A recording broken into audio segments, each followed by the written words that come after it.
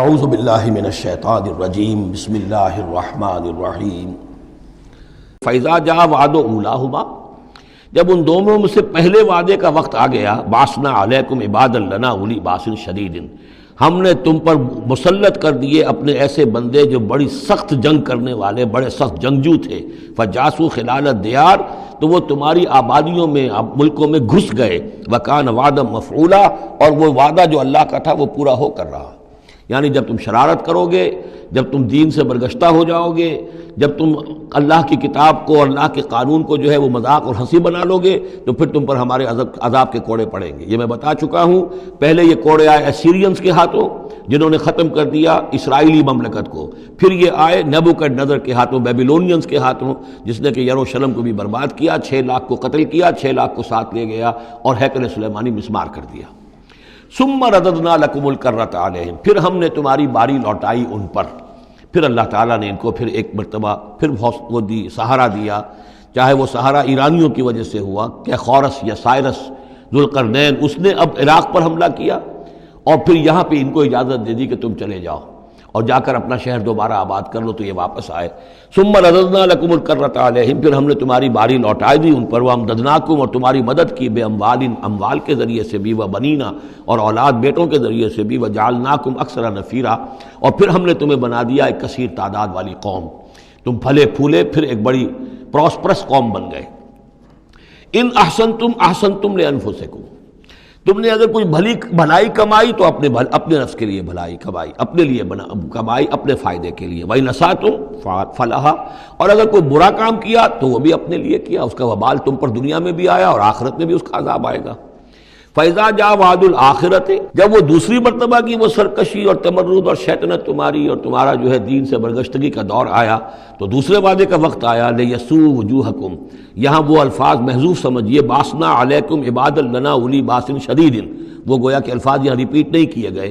دوبارہ پھر ہم نے تمہارے اوپر ایسے زوردار لوگوں کو مسلط کیا، لِيَسُوءُ وُجُوهَكُمْ تاکہ وہ تمہارے چہروں کو بگاڑ دیں، تمہارے حلیے بگاڑ دیں، وَلِيَدْخُلُوا الْمَسْجِدَ كَمَا دَخَلُوهُ أَوَّلَ مَرَّةٍ اور وہ داخل ہوں مسجد میں یعنی مسجد اقصیٰ میں، ہیکل سلیمانی میں، جیسے کہ وہ داخل ہوئے تھے پہلی مرتبہ،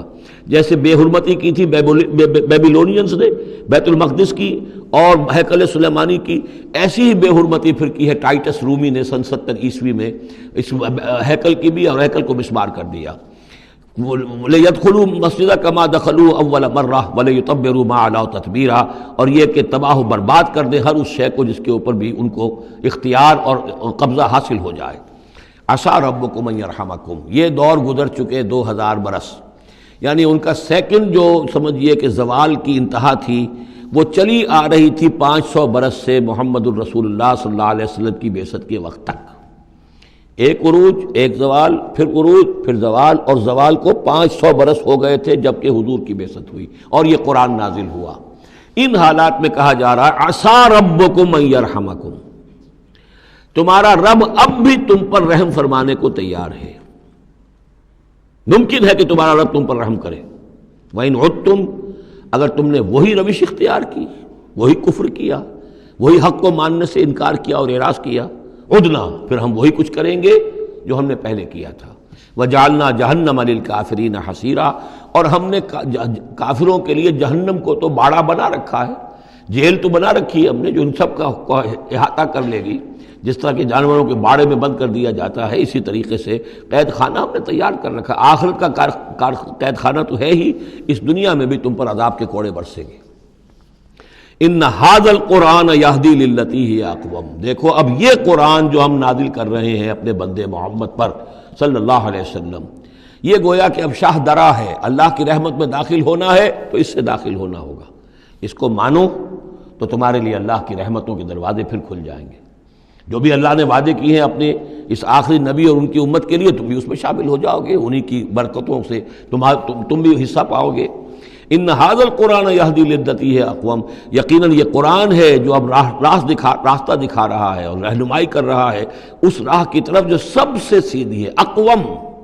وَيُبَشِّرُ الْمُؤْمِنِينَ اور بشارت دیتا اہل ایمان کو، الَّذِينَ يَعْمَلُونَ الصَّالِحَاتِ جو نیک عمل بھی کریں، أَنَّ لَهُمْ أَجْرًا كَبِيرًا کہ ان کے لیے بہت بڑا اجر ہے، وَأَنَّ الَّذِينَ لَا يُؤْمِنُونَ بِالْآخِرَةِ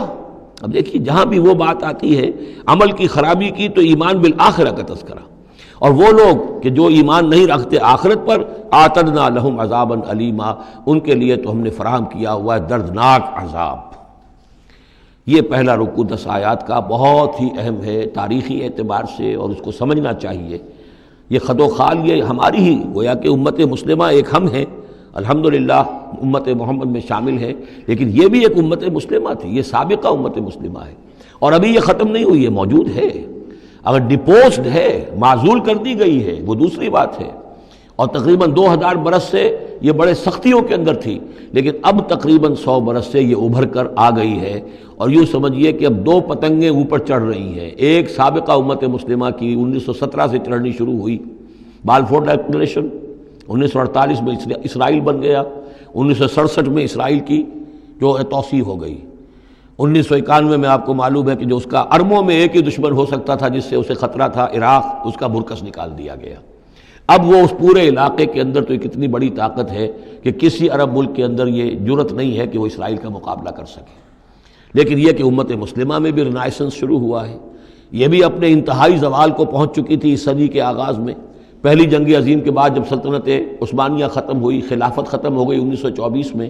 تو اس کے بعد سے یہاں بھی ایک رنائسنس شروع ہو چکا ہے۔ یہاں بھی پھر آزادی کی تحریکیں چلیں، پھر جو ریوائیول کی تحریکیں، احیائی تحریکیں، جماعت اسلامی کی تحریک، اخوان کی تحریک، مظلومی پارٹی، اسی طریقے سے جو ایران میں تھے فدائی، یہ تحریکیں چل رہی ہیں۔ تو اس کو بھی جاننا بہت ضروری ہے کہ یہ جو صدی ہماری گزری ہے، اب ختم ہو رہی ہے، اس صدی کے دوران ہمارا ایک زوال کا عمل بھی چل رہا تھا، اور ایک یہ کہ ایک نئی ایک ترقی کی طرف بھی ہم آگے بڑھے ہیں رفتہ رفتہ۔ یہ دونوں پروسیس سائیڈ بائی سائیڈ، مرج البحرین یلتقیان بینہما برزخ لا یبغیان، یہ دونوں عمل چل رہے ہیں۔ ان تمام چیزوں کا صحیح اندازہ ہونا چاہیے، ذہن میں خاکہ ہونا چاہیے، تاکہ کوئی شخص دین کی خدمت کر رہا ہو تو اسے معلوم ہو زمان و مکان کے اعتبار سے میں کہاں ہوں، کس جگہ کھڑا ہوں، ماضی کیا ہے، سامنے کیا ہے، داہنے بائیں کیا حالات ہیں۔ تو یہ ساری چیزیں جو ہیں ان کو سمجھنا بہت ضروری ہے۔ چنانچہ وہ جو میں نے چند کتابوں کا تذکرہ کیا ان کو غور سے پڑھیے، 2 مختصر ہیں، 2 ذرا اس سے بڑی ہیں۔ صدق اللہ العظیم۔